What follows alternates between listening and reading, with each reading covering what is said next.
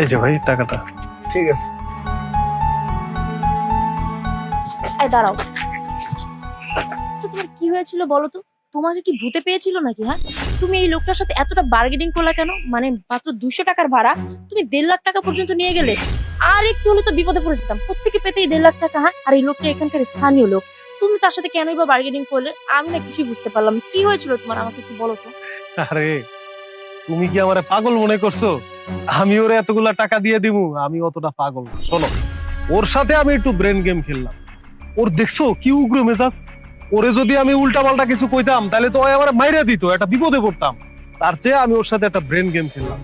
ওরে মনে করো কৌশলে আমি সিস্টেম করে পটায় পটায় আমার কাজটা আমি হাসিল করে নিলাম। শোনো, যেখানে হাত চালান দরকার সেখানে হাত চালাইবা, আর যেখানে ব্রেন চালান দরকার সেখানে ব্রেন চালাই এই কাজটা করবা। সমস্যা কি? ভাই আপনি ঠিক কথা কইছেন।